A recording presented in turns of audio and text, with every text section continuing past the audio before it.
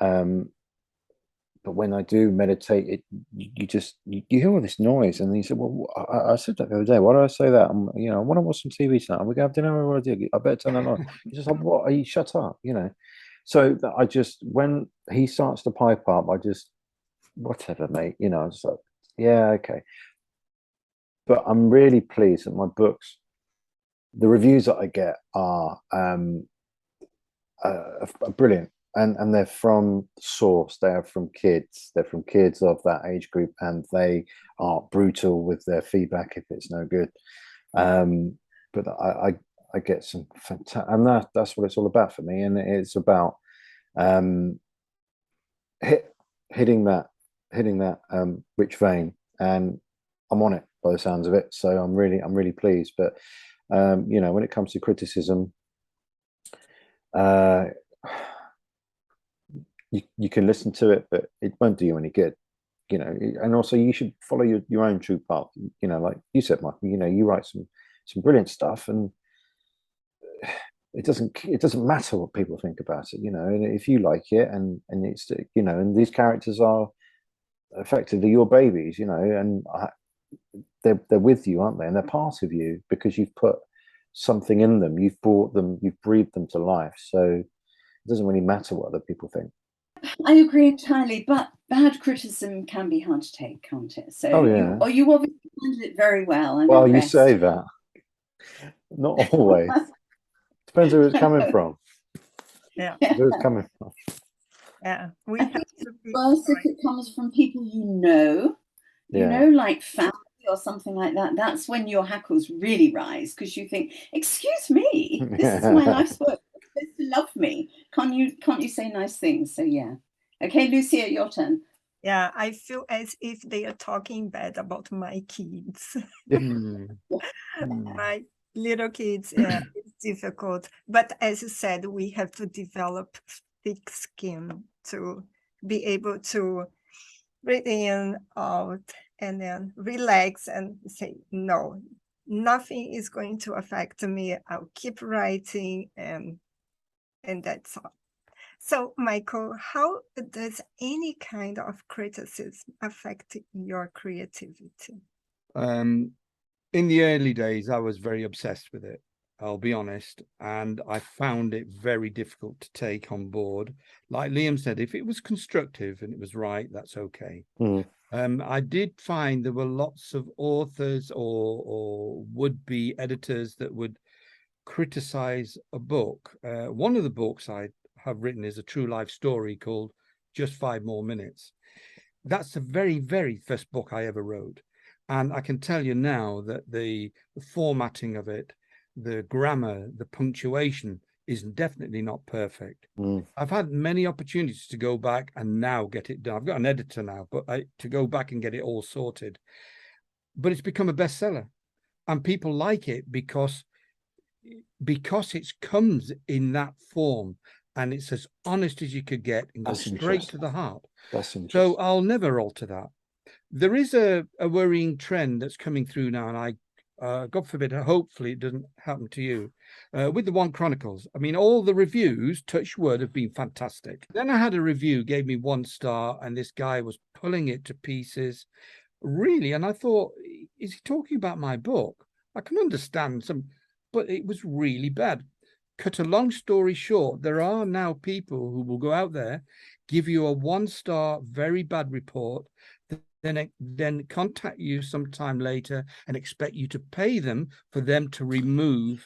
And right. you, as the author, you cannot go on there because Amazon will say, oh, Yeah. well, it's not really contravening the community guidelines, and you can't get anywhere. So Goodreads and Amazon are severely lacking in, they're allowing fraud in a sense. Mm. So from that point, as I think you mentioned it, Liam, earlier on with something that you'd said, the way I approach it now, I decided from that particular day, that's it. Reviews, I'm not really bothered. I'm going to write this book for myself because I enjoy it. Yeah. If it happens that other people like it and they want to review it and say that it's nice, that's a bonus to me. And so ever since that day, I've been pretty well stress-free. And that's how I approach it now. Wow. I Brilliant. wish I could have this. And also, incidentally, this happened to a really good best-selling other children's author of mine that's based in Canada, and she's also had this troll that has tried to get money off her to remove it, and she's done the same now and said, right, that's it, not be bothered with that, and hopefully one day Amazon will see what's happening and do something about it. So hopefully it never happens to you guys. I'll Yeah. keep an eye out for that. It's horrible. Anyway, I have actually heard lots of cases of that recently.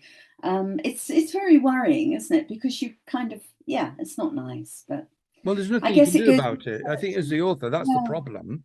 You Yeah. can't put your case forward and explain, look, I've got here 160 5-star reviews, then there's 1 star. Can you not see that there's something strange here? No, it's not contravening community guidelines. There you go. Stock answer. Yeah. Yeah. Yeah, absolutely. A very seasoned author did tell me right at the beginning. I think I had quite a lot of 5 stars, some 4 stars, and then I got 1 3-star, and I was just devastated. Yeah. And it was obviously from someone who didn't agree with some of because like all of you, we put our own values into our writing, don't we? So I've kind of, in all of my books, I've expressed in some way or the other that I firmly believe we are all born equal, regardless of the circumstances we're born into. And obviously this person who gave me this review didn't agree with that point of view. I happen to be talking about Black people and racism and a few things. But I got very upset, and a very seasoned author here in New Zealand, who's very, very much bestseller, she said to me, Pat, don't worry about it. She said, it now means that you're an authentic published author, because if people just look at your list and you've only got 5 and 4 stars, they think, oh, that's all her friends and relatives, but once you start making the odd bad one, she said that actually is to your credit, really. So that kind of made me feel better, although I still cried for about 3 days. But anyway, if I can just interject here too, just a little tip: if you do get a bad review, don't play up to it and reply to it, because it brings that review to the top. Yes. Ignore it, but then click on all the good reviews and say, yes, this was helpful. Yes, this one was helpful. That brings all those to the top. Okay. Oh, does it? Oh, that's a good tip. Thank you, Michael. That's a great tip. I'll go on to the hard way. Great tip. Okay, Liam, have you ever experienced mental block when it comes to your writing? And I'm sure you have with a little baby. It's very hard not to get mental block sometimes. I remember those days. But if you do get it, how do you overcome it? Yeah, I've had a mental block for the last 14 months. It's only just starting to lift. But I think pre-Alf, it was all right actually. I did used to get it, but then you read things on websites and things like mental blocks aren't real, you're just not working hard enough, and these sorts of things. So I used to think, okay, all right, well, I'll give that a go, because I said, I'll just pick a time right in the morning. All right, so I woke up one morning 5 o'clock, and I managed about 4 words because I just couldn't function. I couldn't do it. So I thought, well, that doesn't work. So I then tried, and then I started doing meditation and journaling and stuff with it. And I remember writing the second book. There was chapters in there that I don't even remember writing. I was just in the flow. I was in the channel, and they were coming, and the words were coming, and it was coming from the source, if you like. And I read it back. I said, I don't remember writing that. But going to your point, mental blocks, they kick in. I think if you're not up to any type of deadline, if you haven't got a publisher going, it needs to be done by April, then do something else, or walk away, or have a shower, have a cup of tea, whatever. Because if you're not feeling it, it might not be there. Oh, this is what I found. And some days you're just not up for it. Some days you are. But consistently up to that point, I spend a good hour or two just working, you know, doing the day job and then coming home and doing it. And I'm going to have to find time now to do it. And I'm really pleased actually, because it's now starting to come back. The creative flow is now starting to come back, and I'm finding myself being able to, okay, well, Dylan will do that, and now I'm starting to plot out what's happening in book 3, which is good. So it means that it will now start to flow. I know it will. But yeah, they don't tell you that over the fence when you have a baby, what happens really. So If I can just tell you, 27 years on, and Lucia will back me up on this, your life is never the same again. No. Once you've had a child, I mean, my daughter is 27 and she's still my whole world, although she's got her own life and I try not to interfere. But she's the first thing I think about in the morning, the last thing I think about at night. And so I'm sorry, Liam, but you've just signed up for a life sentence. It doesn't end when they're 5 and go to school. Do you agree, Lucia? I agree completely. After my daughter also was born, I could never say I'll do it.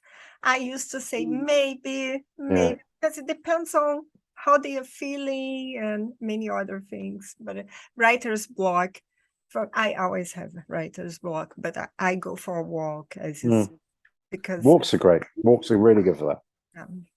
And I don't know about you guys, but my mind never stopped creating. It's all the time. Like I think about so many things. And Michael, how do you get your creative juices flowing? Well, I think they're always flowing, really. Touch wood, they haven't stopped. I am really being honest here and say I've never had writer's block. And I think if you're a pantser, you don't get them. It's there all the time. If there's been times when I've been tired and I needed to get out, then I'll do that. I live in nature here. I've got 2 dogs, so I go for a walk every day with them. And if it happens in a day when I maybe don't feel like writing, I won't write. I won't bash myself over the head and say, by 9 o'clock tonight, I've got to do 5. No, it doesn't work like that. I'll come to it. But no, I can sit down and start writing. Come up with an idea. And I'll tell you what, Lucia, ask me this question. What would be your favorite job? Ask me. What would be... Oh, well, thank you for asking me, Lucia. I'm going to tell you now. Well, you see, no, it would be a professional storyteller. To have a group of adults and children round the campfire. And I'd just say, come up with something, and somebody'd say, a fairy, or it could be an elf, or it could be anything, and I could ramble on for an hour telling them a story with a beginning, a middle, and an end. Although I've got 3 sons, going back to what it's like when you have children. Liam, you have to read the small print before you start on this. Yeah, I didn't do that. So it's that would be my perfect job. And so I don't have writer's block, and touch wood, and I can just sit down. I could sit down tomorrow and start writing, and I could carry on writing till I feel I want a break. It's a blessing, because I know it's I'm sure there's things that you guys can do that I would never be able to do. And this is the point. We all have our own skills. And somebody's skills aren't better than anybody else's. They're different. And if you can come to terms, I think, with them and work with them, how your body wants to work with them, then it will work. I try not to intellectualize. The moment I've ever tried to get my brain involved in things, I go downhill. I let my heart tell the story. That's what I do. Because my heart, I don't know about you, has never let me down. No. And I ask it a question. It might not come back right away. It might come a day or 2 later. And so I always ask my heart to get involved in this, because I know that's the way that I work. I agree totally. And your thing about being a storyteller, I think really that's what we all are, aren't we? In our heads, that we're all sitting around that fire with our audience. I remember my now ex-husband used to say to me, "You're just like Ronnie Corbett." Lucia, forgive me, you perhaps don't know who Ronnie Corbett is, but the guys will know. He is still alive, is he? No, he died a few years ago. He was a very small man, part of a duo comedy team called Ronnie and Corbett. Two Ronnies, Ronnie Barker and Ronnie Corbett. And he was the smaller one, and he used to sit in this enormous throne-like chair. Yeah. And do you guys remember, and tell his stories? And my ex-husband always used to say, we'd be at a dinner party or something, and I'd be telling my stories and waving my hands around, and he'd say, oh God, look at her, she's just like Ronnie Corbett. And then he started calling me Little Ronnie. And of course, at the time, it was a way of, not making me feel good about myself. But now I realize he's absolutely right. That's because that's what I am. I'm a storyteller. I would like to sit there in my big chair telling my stories. So now I write my books instead. So I think, Michael, we are all the same. Yeah, really. I must admit that's my profession I would pick, professional storyteller. In fact, the prelude in my book, it's an old guy.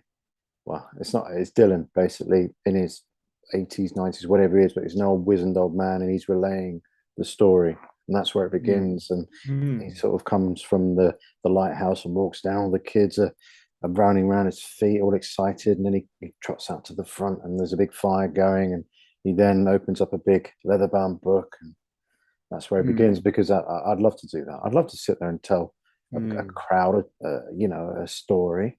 That'd be, that's perfect job. Yeah. And in the days before television and the internet, we could have earned our fortune walking from village to village as the storyteller, couldn't we? And sat there, and people would pay money to tell stories.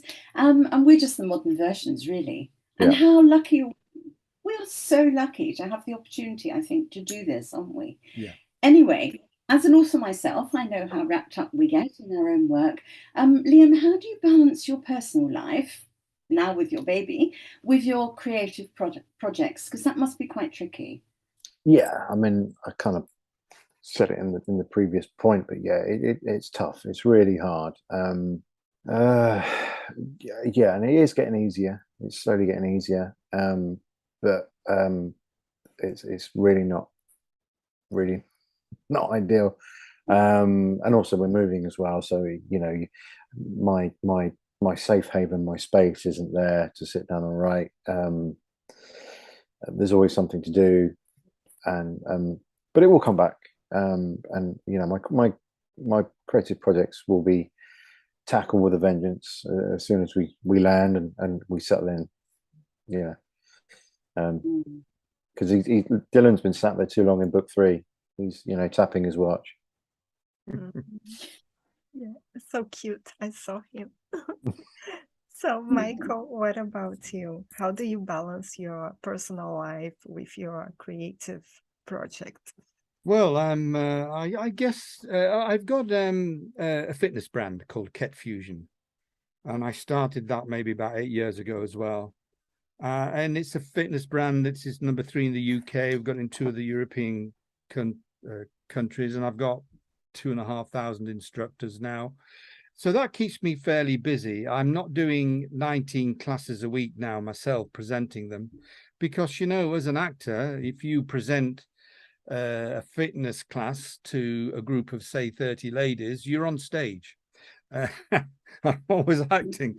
And so others have taken over that mantle a little bit. So that keeps me fairly busy. But look, I live in the middle of the countryside. I'm in the high peak of the northwest of England. And I've got 2 dogs, and I take them for walks twice a day, and I can get straight in and earth myself, if you like, and get back into nature. But I don't put a time limit on what I should be doing, or if I should be writing or painting. When I'm ready, I'll do it. But I am quite prolific, and I do like to work. So I surprise myself sometimes in a day knowing how much I've done. But I try and balance that time with other things that are good for the soul. And if you can do that and not worry too much that you haven't done a chapter in a book, hey, the time will come, and when it's ready, it will be ready. I can promise you that. And so that's my attitude towards it. Yes. I think that's a very healthy attitude. Liam, what are you working on that we can expect to see in the future? Well, first book is it was published legitimately through a publishing house in February, so we're just seeing how that one pans out. But you know, it's all pointing in the right direction that book number 2 is going to be launched very soon. That's written. That's sort of what in the hopper. The sequel, I'm hoping, yeah, like I said, I'm hoping to do a 5 or 6 series, depending on, you know, how it pans out. I don't know quite yet how it's going to pan out. So it's going to be 5 or 6 books, hopefully. Book 3 is begun, about 5 or 6,000 words in. So I would like to think that'll be done in the next few months, hopefully. Other projects and things that apart from the Dylan, you know, Chronicles, I haven't really. I've got other works in progress, scribbles and scrawls that are sort of kernels of ideas, but I haven't really got anything substantial that I've got next in line, you know, or working alongside. So all my focus is on Dylan and his adventures, but I'm always up for collaborations, or, you know, talking to people about things, you know. Let's pretend. I'm trying to talk to people in America to get Dylan on Disney Plus or Netflix or what have you. You know, I have managed to reach out to a few people, but who knows? You have to dream big, don't you? You never know. So yeah, that's the dream. Yeah, we have to dream big. We And do. Michael dreamed big. And what, Michael, can we expect to see from you now? Well, yeah. What, before I tell you this, can I just say, as an author, learning to edit and format a book, bringing your ideas into the book, making it a well-read book, a book that has lots of great reviews, is one thing. But if you were looking at a book to say the culmination for me is a bestseller, it's like you're working your way along with the book, the formatting, the grammar, everything else, putting it together as a proper story. Then you come to the edge of the Grand Canyon. And across the Grand Canyon is where all the bestsellers live. Yeah. And to get there, it's the most difficult thing in the world. There's a lot of luck involved. So what I was once advised by a really good author was to have other things there that you can be doing as well. Don't put all your hopes on that one book, because it can be really difficult. Okay. So what I mean, I wrote the One Chronicles. It was always my dream for it to be a film or a TV series. But you know, I'm English. I live in the UK. I don't know any producers in America, and a lot of it is down to who you know. And on LinkedIn, I put it out there that I'd done the One Chronicles, and I was looking for a screenwriter to come on board with me to help me adapt it. I went on a course myself to be a screenwriter, but I needed somebody with experience. For a year, I heard nothing. Then out of the blue, a guy called Robert General got in touch with me, an award-winning screenwriter in America. I think he's currently got a play on Broadway. So he knows his stuff. But the thing is, he knows people, he knows producers. Even if it's a producer that wouldn't want to be involved in my genre, he would know a producer who would. And he said to the producer, just read this, see what you think. Getting to that stage, it can be like winning the lottery. So he's great for me. I met him a year ago, and we are, as we speak, negotiating for it to be made into a major TV series. Now, Wow. It sounds great. This he came up the other day and he said, well, I've got some producers here. We are being offered 20 million, but he said, excuse my French, it's crap. I said, is it really? Is it that? No, we're looking at 200 million. If we can go for 200 million, then we're going to have a decent TV series. He says they're bringing out Lord of the Ring TV series later on in the year. They've already allocated 545 million for that. and it'll go more. So these are the amounts that you're talking about, and these aren't. This is to produce it. It's not for me. So we've got to the point where we've got a one-liner that tells you what it is. We've got trailers on my website. We've got trailers on there, and I've even gone to the stage where when it gets to the stage of being put in front of a casting department, hey, I know those characters more than anybody else. Yeah. So I've substituted the well-known actors and actresses that I think would be perfect for the part. They wouldn't necessarily be cast, but it would give the casting department an idea. Just as an aside to this, when it does get sold, and it will do, I think, the guy who wrote the books in the credits comes underneath the catering van. Let's just remember where we stand in all this. I'm there between the burgers and the cream buns. So you go, it's a bit soul destroying, but and then of course when they get your script, then I've got a very good friend who sold his script. It became a series in the end. He went along to one of the filmings. He was invited, and he was watching it the whole of this episode. And then he said to the director, "Who's that girl, Sylvia, that's appeared in it?" "Oh, we decided to write her in because we want to bring it in and extend it later." And so it's taken out of your hands. Once you've signed that deal, you've signed that deal. But so that's quite exciting. That's really exciting. But yeah, but Brilliant. nothing happens till the fat lady sings. Yeah. And until somebody signs on that dotted line and they come and they go, this is America for you. I'm here. He's doing all the work. But we've done 16 reviews to get a pilot TV series sorted.